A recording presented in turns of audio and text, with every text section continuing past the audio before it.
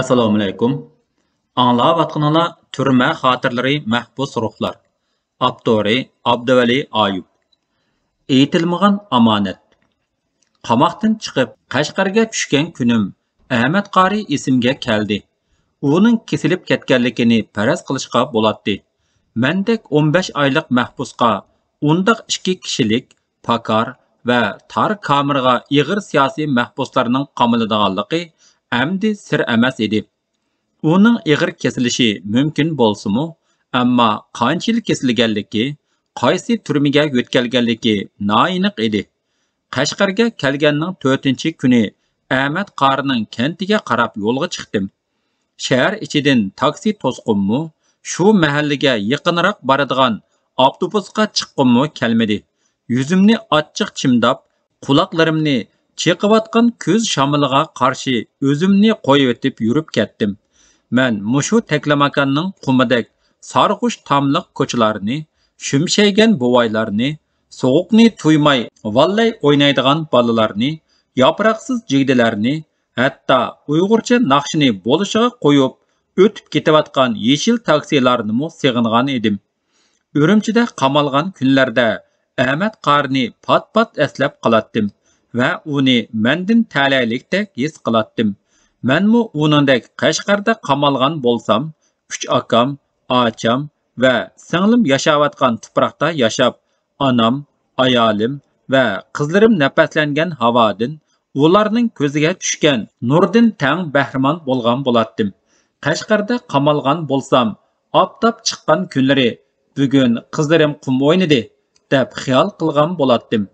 Qor yaqqan kunlari ularning qor buvay yasashlarini tasavvur qilatdim.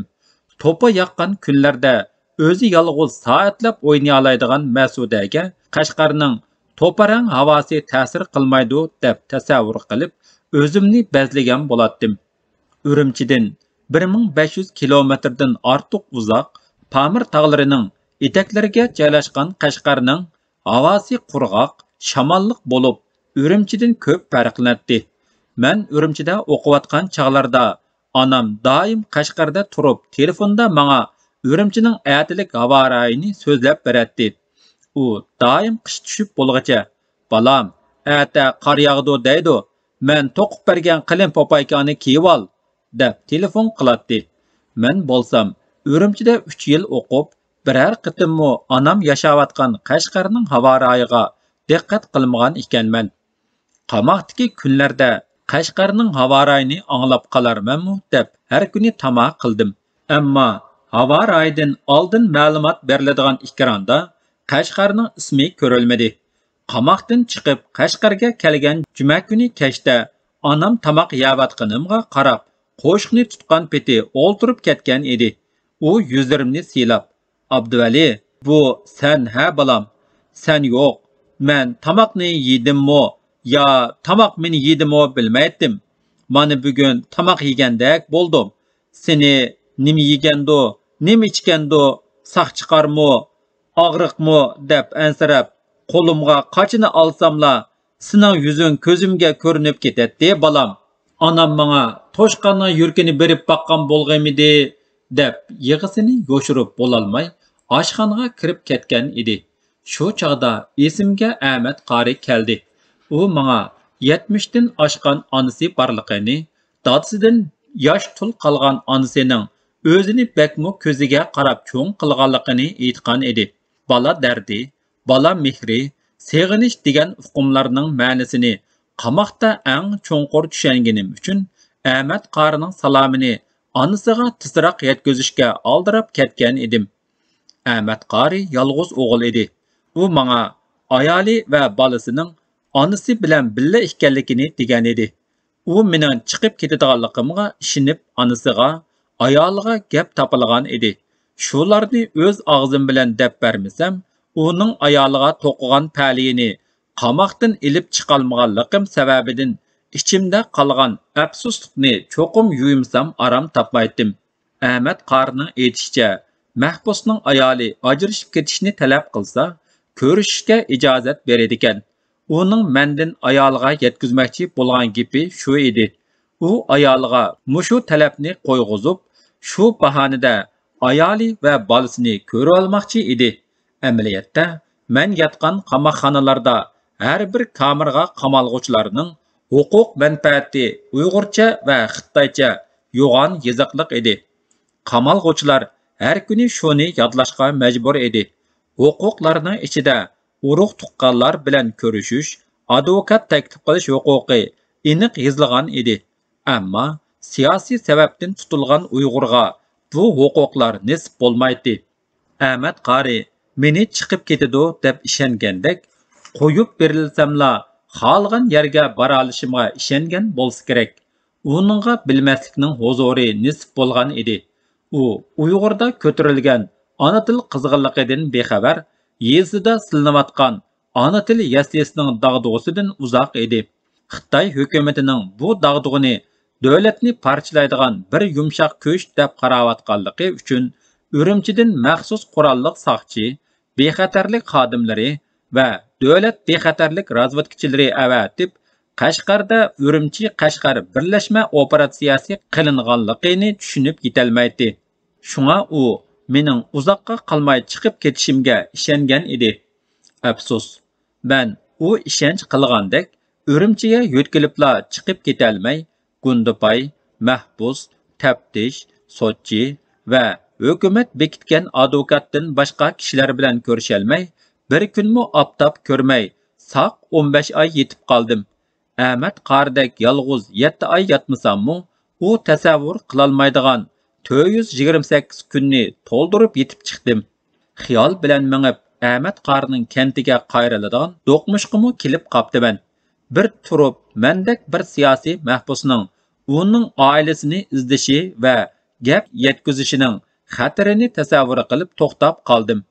Mening Ahmad Qari oilasini izdishim natijasiz qilishi ularga ovorchilikdan boshqa natija bermasligi mumkin edi. Balkim u ayoli bilan ko'rishib turmaga palinibmi bo'lgandi yoki ko'rishtirilmayla turmaga elib ketilgandi. Do'qmushda oldi keynimga mingib bir pas o'ylangan, ishkilangandan keyin oxiri mayli nimala bo'lmasin, uning onasini yo'qlab berish, ayoliga topilgan gapni o'z og'zim bilan deb qo'yishni o'ylab, izlab berishni qaror qildim. Ko'chada o'tgan kechgandan surishti qilib yurib, Ahmad Qarning kentini topdim. Qiri yasham maylan kent qorosida yig'inda ekan. Darvoza oldiga berib bo'lgacha oldimga qurol ko'targan bir qora formaliq keldi. Nima ishim borligini deyishim, kimligimni berishim kerak edi.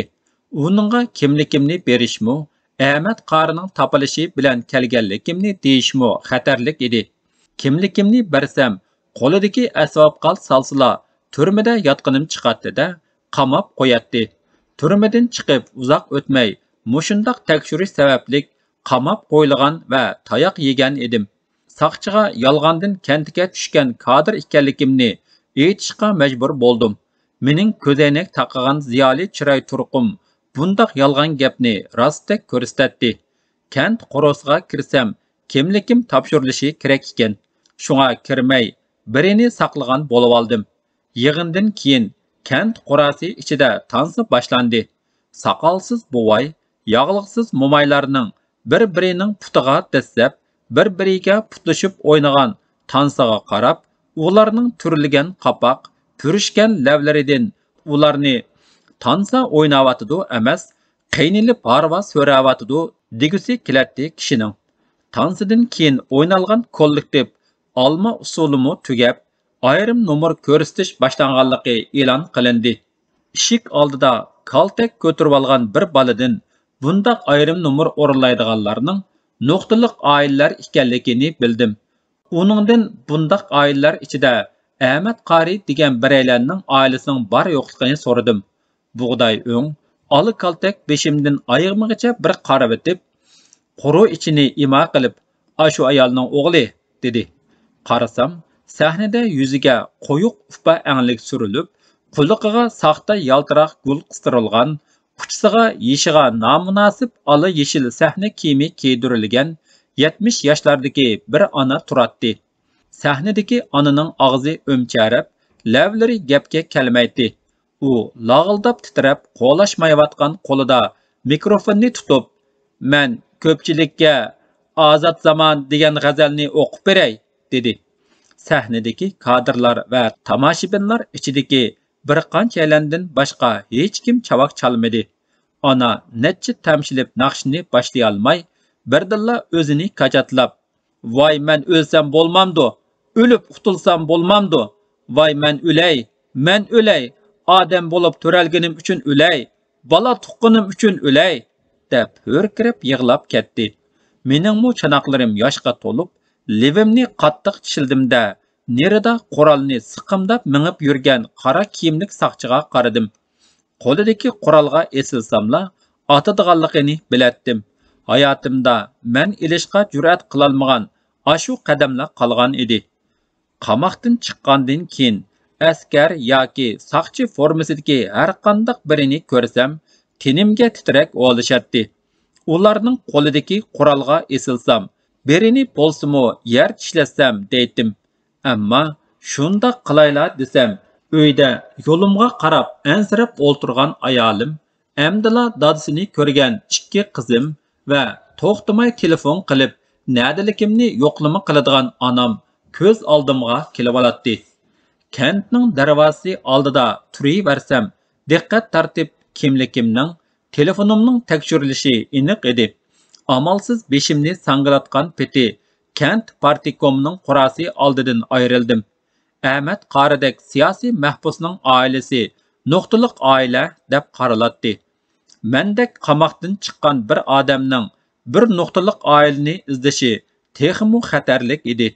Ikki nuqtaliq oila bir yerga kelgan aman telefonlarimiz darhol sayrab, bizga joyimizdan medirlamaslik haqida uchur kelishi, keynidan bir qancha minut ichida kent saqchisi yinimizga unib bo'lishi aniq edi. Qamoqdan chiqsam bu haqda paranglar Qashqarda kengri ekantoq. Uyan o'yla, buyan o'yla, oxiri Ahmad Qari oilasi bilan ko'rishib, uning ayoliga to'qilgan omonatlik palayning taqdirini, havola qilingan so'zlarni va topalangan gaplarni yetkazishdan voz kechdim. O'zimga va Ahmad Qari oilasiga kutilmagan bir peshkanlik tepib bermaslik uchun bo'ldi qildim. U chaqda menga turmush chirg'i pildirlab aran yeniyotgan bir oilaga avorchilik tepib bermaslik eng muhim bilingan edi.